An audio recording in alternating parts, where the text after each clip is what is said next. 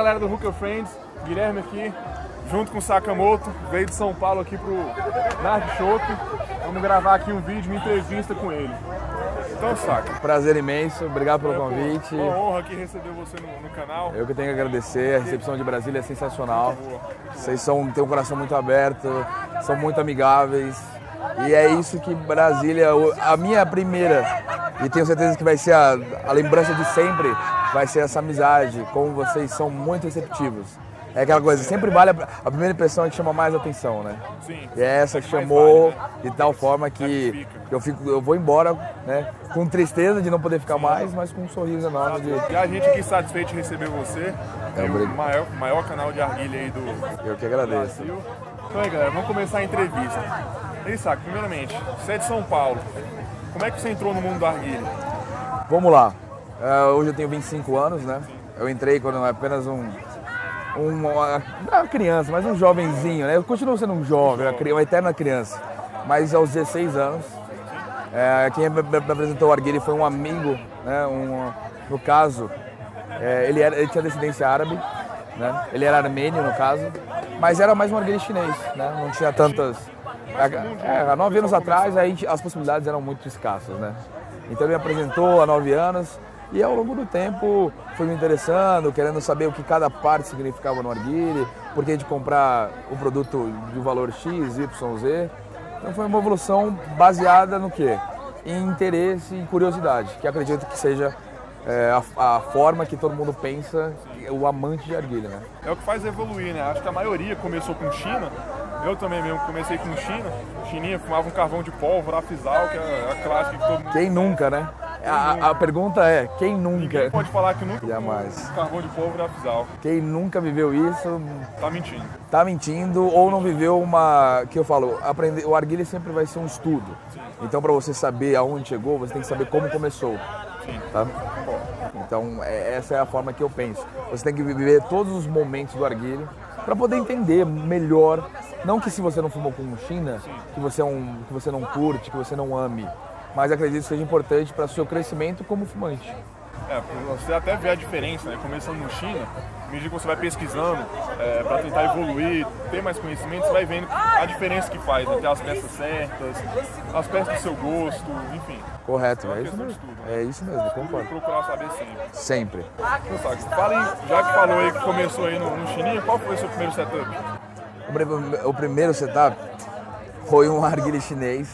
No caso, ele tinha uma base, era uma jumbo verde. E essa questão da jumbo eu levo até hoje. Eu adoro as jumbos, eles são para mim um dos mais lindos do mercado.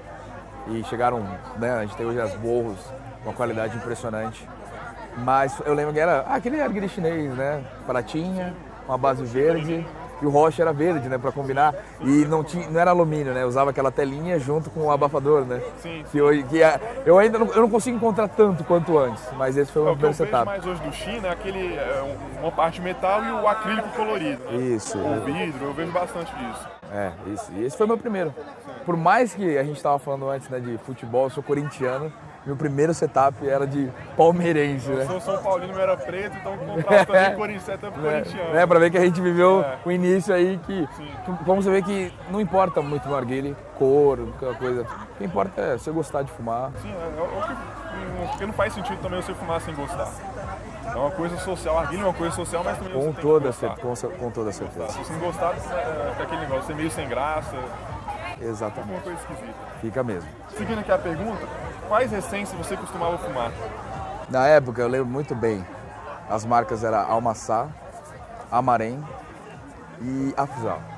Tudo com A. Essas outras duas eu não conheci, mas a Afzal... A Afzal, ela continua no mercado, teve essa evolução.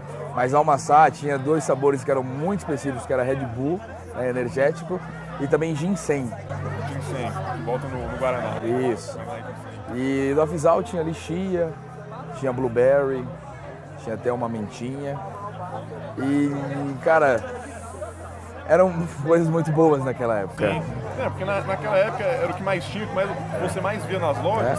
Não tem hoje tanta variedade quanto hoje. Sim. Hoje você vai nas lojas e tem de vários preços. Da Afzal até 130, né? Com as tangis, a Puro Tobacco. Eu lembro que eu comprei uma Amarém de 250 gramas.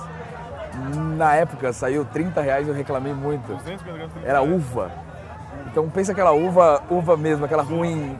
Mas aquela coisa, só tem aquela, essas são as opções. Hoje, 250 gramas, 30 reais não compra nada. Não. Hoje você não encontra. Hoje não tem possibilidade. Pela inflação também do mercado que criou, né? Expandiu muito o mercado, então é impossível você comprar. Exatamente. Então, há quanto tempo você fuma? A gente estava aqui conversando antes. São 9 anos, né? Como eu disse, comecei com 16. Teve muitas mudanças ao longo do tempo. Aquisições, conhecimentos. Nunca, por mais que hoje eu seja uma fonte de informação, eu sei que eu nunca posso parar de estudar. Porque para mim é um estudo. Além de hoje ser um trabalho, ele é um estudo diário, que você tem que saber o porquê que mudou, por que um produto lançou, qual que é o propósito.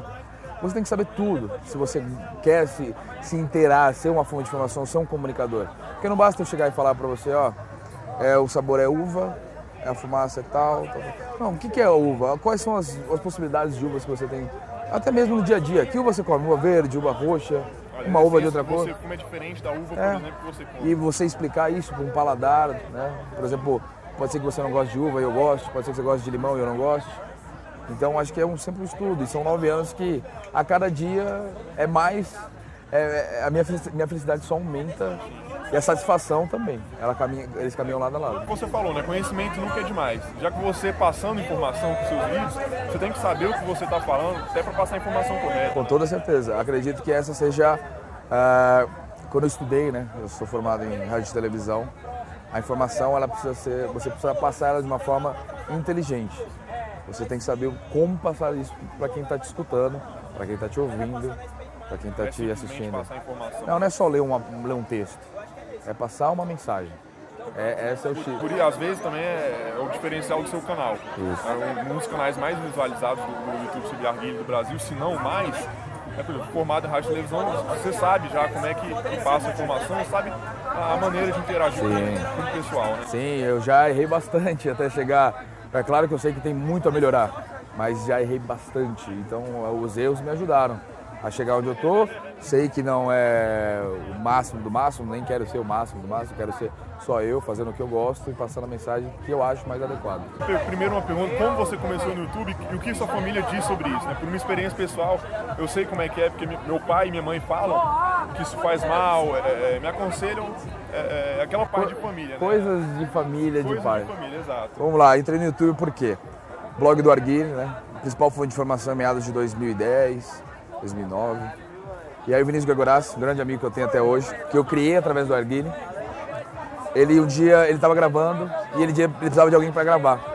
Só que não tinha nenhum colaborador, né? Que era aquela que precisava os colaboradores, não tinha ninguém para gravar. E eu sempre acompanhava ele nas gravações, ele falou, Saca, grava para mim. Você faz rádio TV, você está fazendo a faculdade, pô, você sabe lidar bem com isso. Aí eu falei, tá bom, vou fazer. Né? Aquela coisa de famosa a broderagem, né? A amizade. Acabei fazendo. Primeiro vídeo, os feedbacks foram legais, críticas construtivas, tudo muito positivo. E aí eu falei, cara, vou fazer de novo. Aí fiz o segundo, fiz o terceiro, se não me engano eu cheguei a fazer uns 10 vídeos. Aí eu parei depois de um tempo, aí comecei a fazer o ArguileCast, que era um programa só de áudio. E depois de 1 ano e pouco o ArguileCast voltou como formato de vídeo. Você começou só com áudio? Era só um áudio, era só um podcast. Aí depois ele virou um programa de vídeo. Então foi assim, meio sabe de... faz aí, me ajuda. Aí eu ajudei. Dessa força aí. Dessa força e, aliás, ele acabou dando a força pra mim, né? Não foi eu que acabei dando a força pra lavar mim. outra, né? Sim, só que a mão dele lavou muito mais a minha. Me deu um empurrãozinho pra fazer isso e é muito bacana, hoje é legal. E a parte da família, hoje a família sabe que eu trabalho com isso. Eles sempre têm o cuidado de dizer, principalmente porque eu tenho familiares da área da saúde, então fala, toma cuidado. Não tem mais aquela coisa de, vou quebrar essas coisas, né? Que algumas pessoas enfrentam. Não tem nada radical. Tem aquela coisa de dica, de, faz com moderação, maneira. Fazer sabendo o que está fazendo, pelo menos. Mas eu falo eu sou consciente para eles, eu sou consciente. E eles brigavam até uma hora que é aquela coisa. Você argumenta, você não briga. Pai, você não tem que ficar brigando, você tem que argumentar. Até porque o pai está falando com a intenção boa. Sim, ele quer o seu bem. Então, argumentando, hoje é super tranquilo. Hoje eu fumo, é super tranquila a relação. Até eles assistem, acompanham. Eles perguntam de coisas, novidades. Vira e mexe em casa, chega produto, compra que faço, patrocinador que manda pra gente renovar o programa. E eles sempre perguntam, curiosos. Então hoje é muito saudável a relação. Essa questão da saúde também, minha mãe fala muito pra mim que eu sou diabético.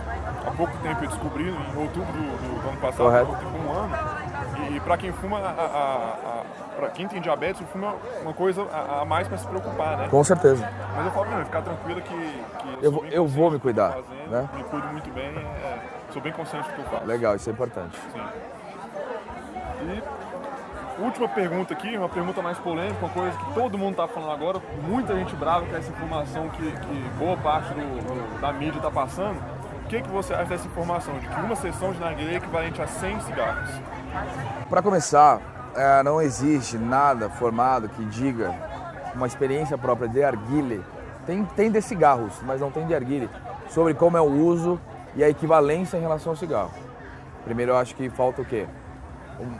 Todo um teste. E apresentar um teste, os testes foram assim assado, feitos com, enfim, com certos fatores, esse que falta. A minha opinião é a seguinte, quando eu fiz o programa, qual que era o meu intuito?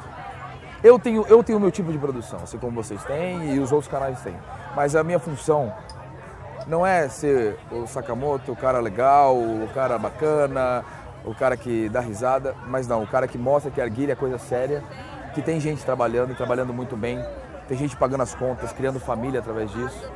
Então, vai além de uma questão da saúde. A questão da saúde, a que eu falo é a seguinte, tem que ter o teste. E eu acho que é tudo feito devido a uma mínima porcentagem que acaba marginalizando isso. Sempre vai recair a parte mínima, a que estraga. Sim. Infelizmente isso acontece, mas eu contesto de fato, porque não há um teste verídico que comprove isso aí. Sim, inclusive essa questão que você falou de não ter um teste verídico, ter vários testes falando uma coisa. Já vi vários testes, pesquisas, médicos falando no exterior, pesquisei muito sobre isso, médicos falando que não faz mal nenhum. Gente falando que a fumaça elimina tudo o que é de ruim da fumaça na narguilé. Eu falando que equivale a 20, 30 cigarros. Essa mais recente falando que equivale a 100. Então assim, tá faltando um pouco de parâmetro e uma pesquisa mais concreta e mais séria para estabelecer o parâmetro. E talvez até uma pesquisa mais imparcial. Sim. Porque eu acho que a imparcialidade é o fator primordial para que você tenha um teste mais orgânico possível. O governo agindo contra o narguilé, pedindo um teste para os pesquisadores, um grupo de pesquisadores, querendo ou não, tem a desconfiança da parcialidade. Com certeza. Assim, não é que não dá para confiar na informação do governo, mas que se você vê várias informações diferentes, em qual você vai acreditar? Correto. E uma informação que equivale a 100 cigarros numa sessão, assim, para mim parece uma informação meio absurda. 20, 30 para mim é até razoável. Equivale a 20 cigarros. Exato. Eu acho uma coisa razoável, não sei se procede essa informação, mas é uma coisa mais razoável. Só que para mim 100 cigarros... E sinceramente, eu sei que não cabe dizer isso, explicar com mais detalhes, mas existe tanta coisa que o governo deveria se preocupar, que isso deveria ser, não que não deveria ter uma atenção, mas acho que o foco deveria ser muito maior em outros assuntos. Nosso país, ele carece de muitas outras situações. Essa crise... eu digo, desculpe, ou me apresente um teste, pode fazer o seu parâmetro, desde que é um teste imparcial, mas tem muitas outras coisas mais importantes. Eu não quero dizer aqui porque a gente vai falar mais uma hora. Político, né? Não tem que dizer, mas tem outras coisas, tem outras prioridades a serem respondidas. Não seja importante, mas outras coisas... Tem uma importância maior. Mas concordo. Isso aí, fechando aqui a entrevista com o Sakamoto, estava ansioso para fazer essa entrevista, admiro muito o canal do cara. Que é isso, eu que agradeço. É muito bom, faz vídeos excelentes. Eu que agradeço. O link do canal do Sakamoto vai estar aqui na descrição. E se inscreve aí, galera. Curte o vídeo para dar uma força aí pro canal. Valeu. Obrigado, meu querido. Sakamoto. Satisfação imensa. Convido o pessoal aí para conferir youtube.com/arguilecast e também o outro canal de reviews, youtube.com/tudo xixi misturado. 2 links vão estar na descrição. Agradeço o carinho do pessoal de Brasília. Satisfação imensa. Valeu.